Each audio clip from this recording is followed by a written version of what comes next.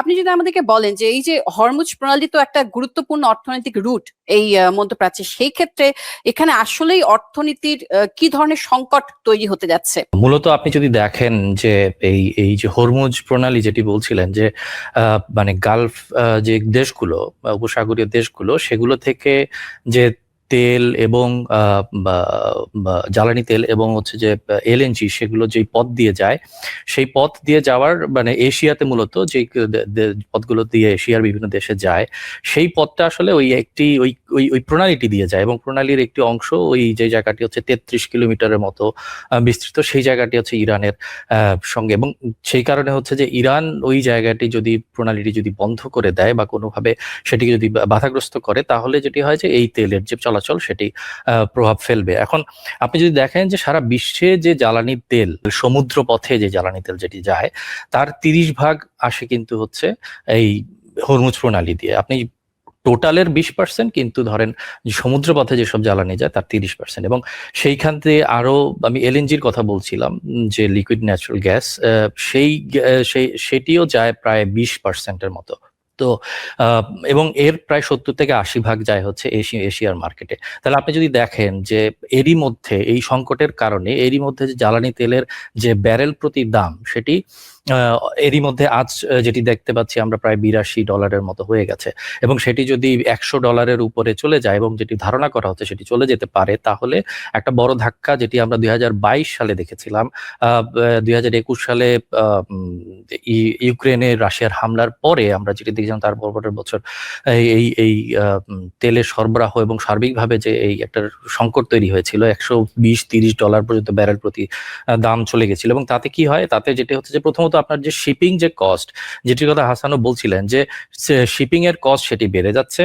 দ্বিতীয়ত হচ্ছে তার মানে হচ্ছে যে আপনার যে নিত্য প্রয়োজনীয় যে পণ্য সেটির দাম বেড়ে যাচ্ছে, এবং এবং শিপিং এর কস্টের যে এবং ইন্স্যুরেন্স অনেক বেড়ে যাচ্ছে। আপনি জানেন যে এই পণ্য যে এক জায়গা থেকে আরেক জায়গায় যায়, সেটির একটা ইন্স্যুরেন্স থাকে, এবং সেই ইন্স্যুরেন্স একটা অনেক বড় রকমের অর্থ। এখন যদি কোনো একটি জাহাজ ক্ষতিগ্রস্ত হয়, তাহলে সেই ইন্স্যুরেন্স সেটির সেটির পয়সা দেয়।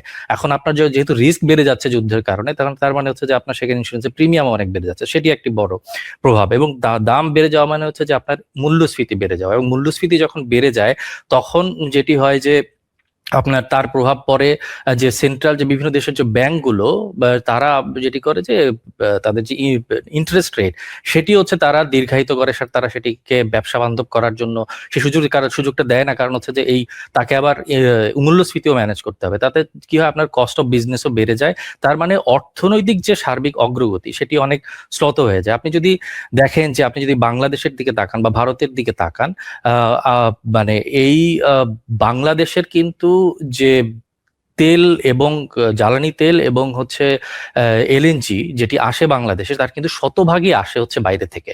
প্রায় শতভাগ। আমাদের একটা ইস্টার্ন রিফাইনারি আছে, সেই খুব অল্প মিনিমাম হচ্ছে সেটি তেল পরিশোধন করে, বা সব তেলই আমরা ধরতে পারি শতভাগই বাইরে থেকে আসে, এবং তার মানে সবই আসে মূলত আসলে এই জায়গা থেকে। তাহলে বাংলাদেশ একটা বড় ধাক্কা খাবে, এবং বাংলাদেশ এবং ভারতেও সেই রকম, ভারতেরও একটা বড় অংশ তেলের আমদানি আসে সেখান থেকে।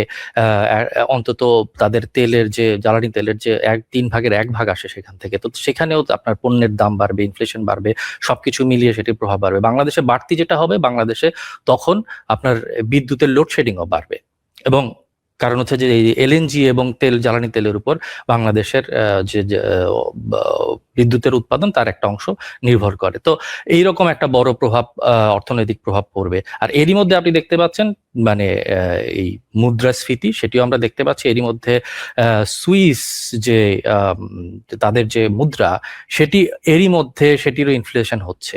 আপনি যদি দেখেন যে যেসব ডলারের বিপরীতে যেসব দেশের যে মুদ্রার যে মান সেটি একটু নড়বড়ে, তাদের সবার আস্তে আস্তে কিন্তু অলরেডি সেগুলোতে প্রভাব পড়ছে, এবং সেটি আগামীতে আরো পড়বে। সুতরাং আপনি যদি ওভারঅল বলেন যে মানে এই হরমুজ প্রণালী কেন্দ্রিক যে অর্থনীতি এবং সেটির যে প্রভাব, সেটি সারা বিশ্বকেই একটি বড় ধাক্কা দিতে যাচ্ছে।